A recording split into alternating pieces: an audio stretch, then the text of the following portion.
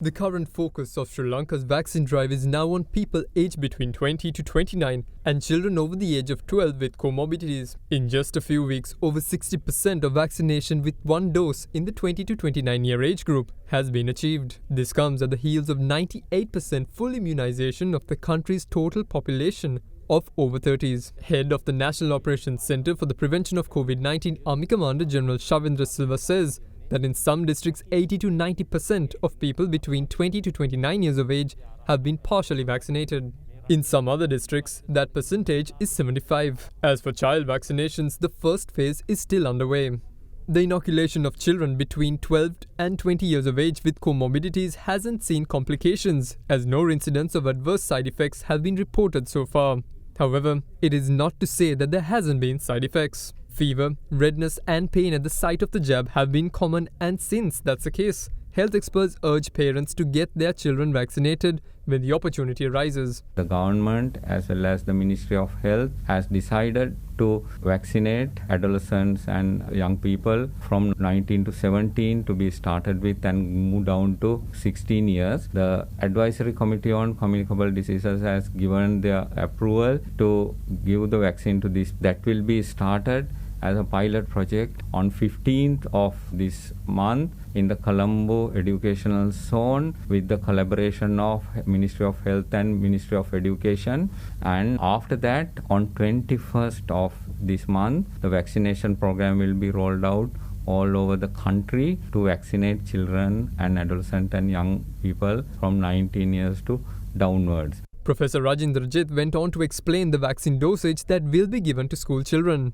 We are only giving one dose of Pfizer biotech vaccine, which will be given only as a single dose, and we will reevaluate the situation and new data coming from all over the world, and we will decide the timing of the second dose depending on the data availability, and that will go through the Advisory Committee on Communicable Diseases. As the world sees more and more inoculation campaigns coming towards their end, the need for booster doses has surfaced. It is a contentious topic, and even the World Health Organization isn't recommending it just yet. The existing global vaccine supply issues and the lack of data to suggest the need for booster shot at this juncture has been key in delaying a general booster recommendation. However, the WHO says that a third dose for those who are immunocompromised and did not receive the intended level of protection from the 2 doses of the jab should be given a third shot. Whatever the WHO stance may be, without wanting to be caught out, the government said today that a purchase order has been made with Pfizer-BioNTech to procure 14.5 million vaccine doses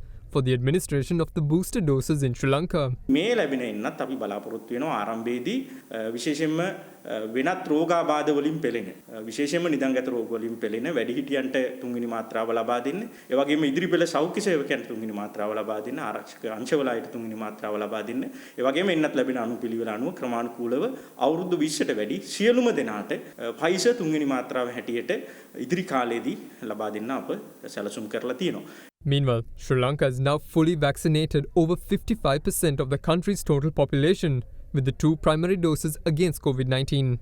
Further, over 60% have been given at least 1 dose. Though Sri Lanka had its fair share of difficulties in procuring vaccines, somehow they were overcome. But there are many countries in the world who are not that fortunate. More than 6.4 billion vaccine doses have now been administered globally, and almost 1/3 of the world's population is fully vaccinated against COVID-19. But those numbers mask a horrifying inequity. High and upper middle income countries have used 75% of all vaccines produced so far. Low income countries have received less than half of 1% of the world's vaccines. In Africa, less than 5% of people are fully vaccinated. With underprivileged countries around the world continuing to struggle with access to vaccines, there has been calls for pharmaceutical companies to waive intellectual property rights and share vaccine technology. Even though great quantities of COVID vaccines are produced in the world, people continue to die with no access to the jab. It is becoming evident that COVID isn't the killer anymore, but the lack of access to these essential vaccines. This demonstrates that, unfortunately, fight COVID-19 pandemic, leadership and power are not aligned. WHO, the whole UN system have shown leadership, but we have no power. We have no power to force companies to license or to make countries accept that the TRIPS will not apply. We cannot force countries to organize their vaccination programs in order to take into account also the vaccination programs of other countries. Pocket එකට fit වෙන new Axe Ticket perfume.